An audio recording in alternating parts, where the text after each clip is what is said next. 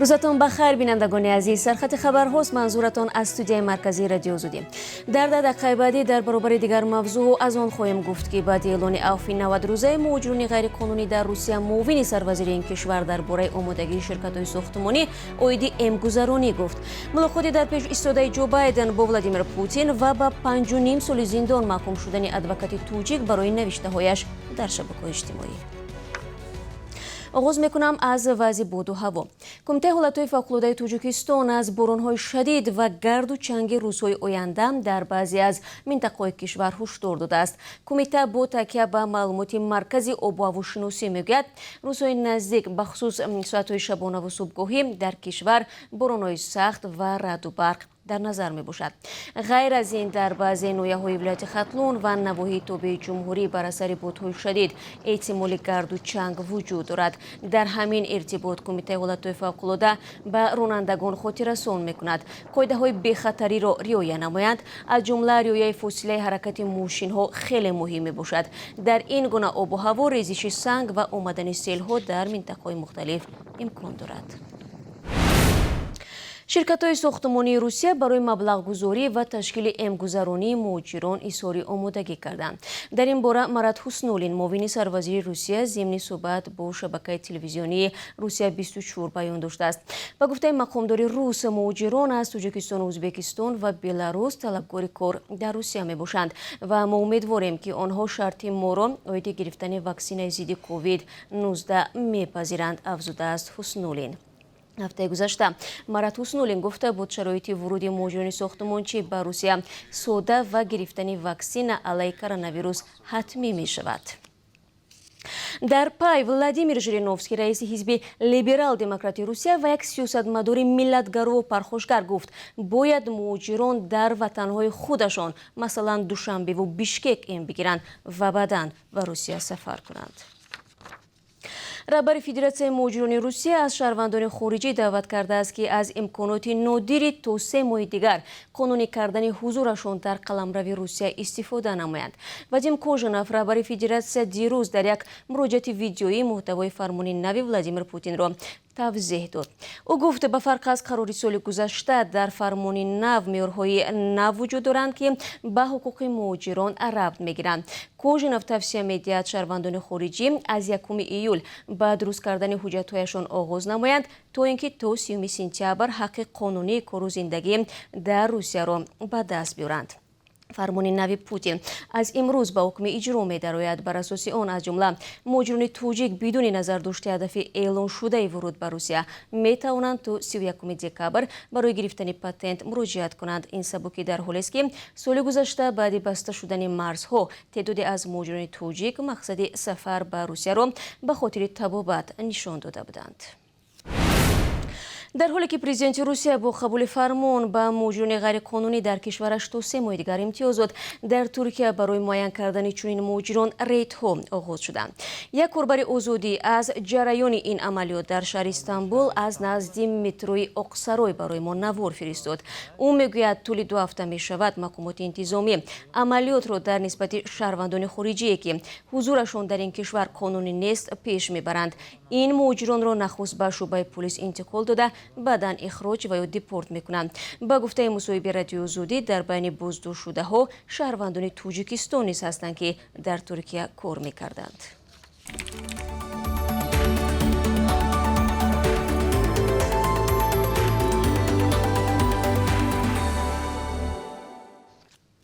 امروز در شهر ژنو اولین ملاقات رهبران آمریکا و روسیه جو بایدن و ولادیمیر پوتین دایر می شود. روابط میان دو کشور تا به سطح دوران جنگ سرد سوز شدند و 1 ماه پیش پرزیدنت بایدن گفته بود که به فکر او پوتین قاتل است. پوتین از حساب تعقیب مخالفانش به مانند الکسی ناوالنی و محدود نمودن فعالیت رسانه‌های مستقل و سازمان‌های غیر دولتی در نظام سیاسی روسیه را زیر نظارتش قرار داده است. یک سخنگوی بایدن گفت قصر سفید نه در فکر گشودن صحیفه نو و نه در فکر افزایش تشنج در روابط با روسیه می باشد. به هر حال موافقه گیری بایدن در مقایسه با پرزیدنت پیشتر آمریکا دونالد ترامپ قطعی تر است. در دوام چند ماه رهبریش بایدن دو دفعه تحریم اقتصادی روسیه را وسیع تر کرد. در عین زمان او با مذاکرات سوزش نظارت اسلحه و تکمیل نمودن لوله گاز با اروپا با نام نورد استریم 2 موافقت کرد. برای پوتین این ملاقات نمایش نیرویش برای اهالی کشورش می باشد که روسیه در مسئله های جهانی با آمریکا روبرو صحبت می کند. در روزنامه ملاقات بایدن و پوتین مسئله های مربوط با نظارت اسلحه، جنایت های کیبرنتیکی، جاسوسی، تغییر اقلیم و مبارزه با کووید 19 یاد شده است. وکیلان مدافع گروه‌های اویغوری به دادگاه بین‌المللی شهادت کمک تاجیکستان به چین را تقدیم کردند. به گفته آنها بعد اخراج از تاجیکستان اویغورها را که از اقلیت‌های بومی مسلمان میباشند در چین اذیت میکنند. ضمناً سازمان عفو بین‌الملل گزارش نوی را نشر کرده است. آن بر اساس شهادت بیش از 50 نفر تهیه کرده است که در اردوگاه‌های به اصطلاح بازتربیه چینی نگهداری شدند. عفو بین‌الملل میگوید چین همان نقض حقوق انسان در شینجیانگ را پنهان می‌دارد. مقامات چین نسل‌کشی اویغورها را رد می‌کند.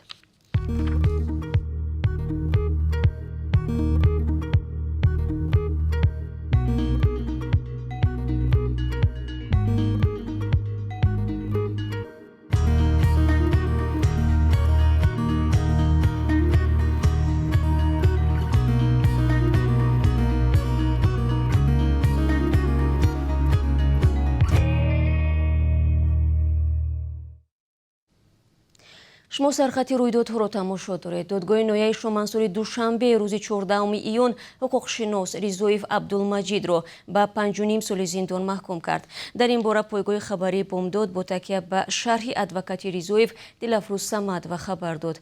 دادگاه ریزویف را به دعوت‌های عمومی به فعالیت افراطی با استفاده از مطبوعات یا شبکه اینترنت گناهکار شناخته است.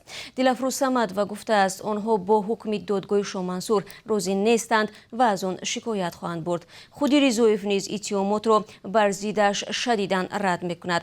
او میگوید 2 ماه اخیر فعالانه مشغول حمایت حقوق ساکنان بینای در کوچه بخارا بود و به ضد او بر اساس شکایت شرکت پولادی پلازا که میخواهد در جای بینای رقم 49 بینای نو بسازد پرونده شدند.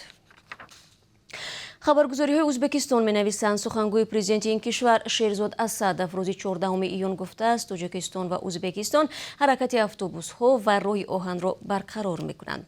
به قول اسدов سازش در این زمینه ضمن سفر رئیس جمهوری ازبکستان شفقت میرزیویف به تاجیکستان در هفته گذشته حاصل شده است، ولی سخنگوی پرزیدنت درباره سنه دقیق اشاره نکرده است.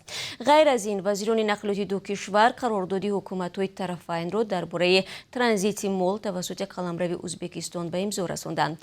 لازم به یادآوری است که حرکت اتوبوس ها بین دو کشور از ماه مارس سال گذشته در پی خروج کرونا ویروس بازداشته شده است.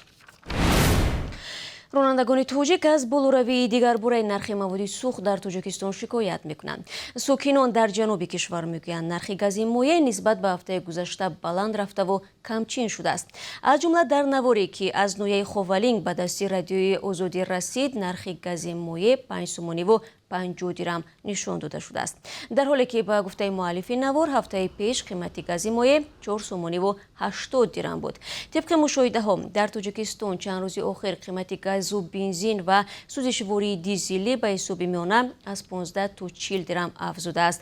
مسئولان نقطه های فروش سوزشواری این عامل را به گرانی خرید مواد سوخت ربط میدهند. ضمناً در برنامه امروزی خبری عاید بالوروی نرخ محصولات سوزشواری در قزاقستان گزارش خواهیم داشت که تاجیکستان اساساً از آنجا و روسیه گاز و بنزین می‌آورد. дар ин қисмати барнома барои шумо азизон чун маъмул дар бораи қурби расмии асъори хориҷӣ дар Тоҷикистон маълумот медиҳам. Бонки миллӣ барои имрӯз 16 июн 1 доллару 11 сомониву 32 дирам ва 1 евроро 13 сомониву 72 дирам муқаррар кардааст. имрӯз 1000 рубли русӣ 156 сомониву 30 дирам таъин гардааст. дӯстони азиз, ин чанд хабари тозае буд ки то ин лаҳза ба дасти ман расид. аз ҳамкории шумо азизон ки аксу наворҳоро дар ихтиёри мо мегузоред сипосгузорам. фардо боз дар ҳамин вақт шуморо бо тозаҳои Тоҷикистону ҷаҳон мунтазир хоҳам буд. худро эҳтиёт кунед ва худо нигаҳдор.